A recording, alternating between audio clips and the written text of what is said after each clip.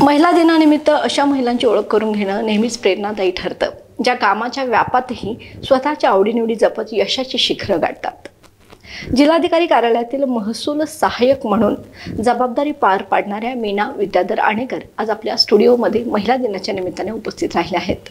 मी मॅडमचं सहर्ष स्वागत करते आणि आजच्या कार्यक्रमाला सुरुवात करते. मॅडम नमस्कार. नमस्ते. तुमचं ताराणीच्या स्टुडिओमध्ये सहर्ष स्वागत आणि तुमचा थोडक्यात परिचय आणि तुमच्या कार्याची माहिती थोडक्यात करून द्या. माझं नाव मीना विद्याधर आणेकर. मी जिल्हाधिकारी कार्यालयात सध्या सामान्य शाखेमध्ये महसूल सहाय्यक या पदावरती कार्यरत आहे. 14 वर्ष झाली मला या प्रवासाला. 14 वर्षापूर्वी मी पन्हाळ्याला सुरुवातीला जॉईन झाले 2010 मध्ये. तिथे 2 वर्ष काम केल्यानंतर मला माझी बदली जिल्हाधिकारी कार्यालयात झालं. इथे मी 6 वर्ष काम केल्यानंतर पुन्हा माझी बदली कागलमध्ये झाली. कागल तहसील कार्यालयात 5 वर्ष काम केल्यानंतर आता पुन्हा मी सामान्य शाखेमध्ये काम करत आहे. आपल्या कामाच्या जबाबदाऱ्या सांभाळत असताना कौटुंबिक आयुष्य आणि क्रीडा क्षेत्र यांचा समतोल कसा काय राखला मग तुम्ही? कारण मला असं समजलंय की तुम्हाला खेळाची सुद्धा प्रचंड आवड आहे आणि त्याकडे तुम्ही कशा वळलात मग? कॉलेजमध्ये असताना मला बॅडमिंटन, बुद्धिबळ हे आमच्या सरांनी शिकवल्यामुळे त्याच्यात इंटरेस्ट निर्माण झाला होता. त्यावेळी मी खेळले, पण त्यानंतर माझं लग्न झालं आणि 10 वर्ष मी संसारातच गुरफटले होते पूर्ण. आणि नंतर मला असं वाटलं की माझे भाऊ पण त्यावेळी लहानाचे मोठे झाले. त्यांनी मला सांगितलं की तू स्पर्धा परीक्षेचा अभ्यास कर, मुलं लहानाची मोठी झाली. त्यानंतर मी स्पर्धा परीक्षेचा अभ्यास घरातूनच करायला सुरुवात केली आणि एक 2 ते 3 वर्षाच्या कालावधीमध्ये माझं सिलेक्शन झालं आणि जिल्हाधिकारी कार्यालयात मी रुजू झाले. मग इथं मला जाणवलं की बाबा यांच्याकडून पण स्पर्धांचं आयोजन केलं जातं, सांस्कृतिक कार्यक्रम घेतले जातात, मग आपण त्यामध्ये सहभागी व्हायचं. मग मी सहभागी होत गेले. त्यातून मग मला जे सुप्त गुण होते माझे, बुद्धिबळ खेळण्याचे, बॅडमिंटन खेळण्याची जी आवड होती ती मला इथं जोपासता आली.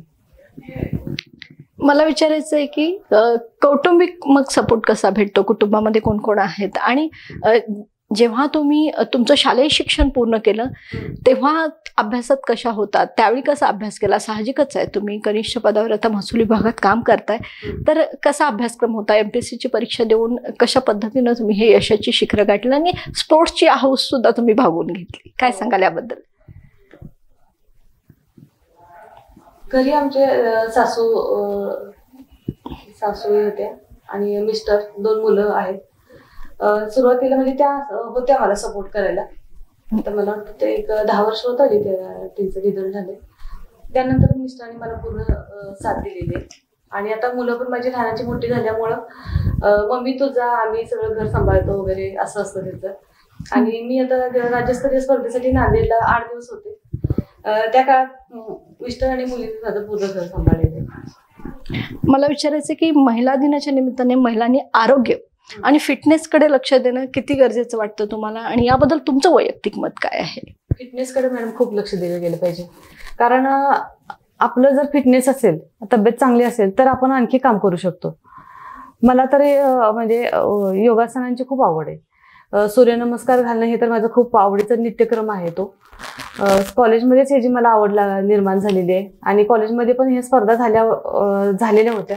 त्यामध्ये मी पार्टिसिपेट राहिलेले होते. त्यावेळी माझा नंबर आला होता आणि तेव्हापासून मी ते सवय शरीराला एक लावून घेतली आणि त्या पद्धतीने मी करे.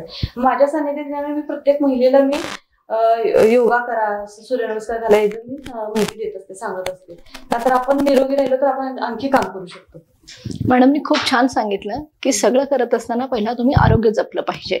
मला असं विचारायचं आहे की मॅडम तुम्ही महसूल विभागात काम करत असताना क्रीडा क्षेत्राकडे वळला आणि मला असंही समजलं की तुम्ही सुवर्ण आणि रौप्य पदक देखील मिळवलं. त्याबद्दल काय सांगा?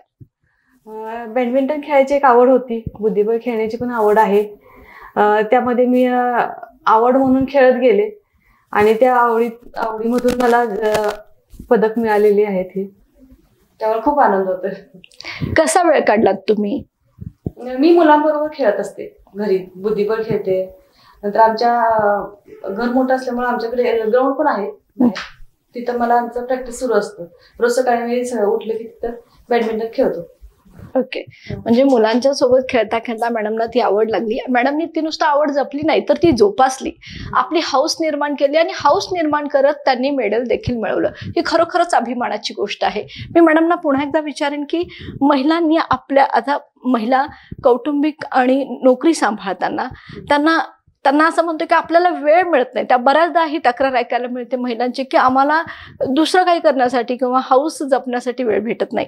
तुम्ही सगळं सांभाळत असताना आपली हौस जपली. अशा महिलांना काय संदेश द्याल की ज्यांना वेळ मिळत नाही अशी तक्रार आहे? मी सकाळी लवकर जर उठलं तर आणि आपण जर नित्यक्रम आपला योगापासून जर सुरू केला तर आपला बराचसा स्टॅमिना वाढतो. तिथं आपल्याला संध्याकाळपर्यंत भरपूर वेळ मिळतो की आपल्यासाठी वेळ आणि फ्रेशनेसपणा राहतो. आणि त्यानंतर आपण जर खेळामध्ये जर राहत असेल इंटरेस्टमध्ये मुलांच्या बरोबर जर वेळ दिला तर मुलांनाही त्याच्यात आवड निर्माण होते आणि एक कौटुंबिक वातावरण चांगलं राहतं, एकी राहते वातावरण त्यामुळे फॅमिलीमध्ये. ओके. महसूल विभागात काम करतानाचा काय अनुभव आहे? कशा पद्धतीनं कार्य तिथलं असतं? थोडक्यात काही परिचय द्याल महसूल विभागाचा? महसूल विभागाने आमचं कामकाज सुरू खूप हेवी आहे. आम्हाला काम म्हणजे नवीन योजना आल्या की ते महसूल विभागात राबवले जातात. त्यामुळे काम असं आहे खूप. मग संध्याकाळी घरी जायला वेळ होतो. मग तर मुलांना आम्ही आधीच सांगत होतो की असं वेळ होणार आहे वगैरे. मग ते जरा ऍडजस्ट करतात, वेळ देतात आम्हालाही, थोडं सपोर्ट करतात. मी पुन्हा एकदा विचारते, महिला दिनानिमित्त 8 मार्च महिला दिनानिमित्त महिलांना काय संदेश द्याल? महिलांनी स्वतःकडे लक्ष दिलं पाहिजे, स्वतःचं शरीर अगोदर सांभाळलं पाहिजे, त्यातून त्यांनी त्यांचे छंद जोपासले पाहिजेत. मुलांच्याकडे लक्ष देत आपले छंद जोपासले तर मुलांनाही आवड निर्माण होते त्यामध्ये आणि स्वतःचही प्रगती करता येते त्यामध्ये. ओके.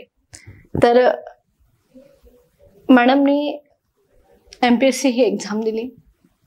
MPSCच्या एक्झामच्या थ्रू त्या महसूल विभागात कनिष्ठ पदावर कार्यरत आहेत. ते करत असताना स्पोर्ट्सची आवड जपली. ती आवड जपली नाही तर त्यातून सुवर्ण आणि रौप्य पदक देखील मिळवलं. खरोखरच त्यांचा हा प्रवास अनेक महिलांसाठी प्रेरणादायी आहे. मी मॅडमचं मनापासून आभार मानते. तारांच्या स्टुडिओमध्ये तुम्ही आलात, तुमच्याकडून आम्हाला चांगली इन्फॉर्मेशन भेटली. मी पुन्हा एकदा तुमचा आभार मानते आणि धन्यवाद देते. धन्यवाद मॅडम. धन्यवाद.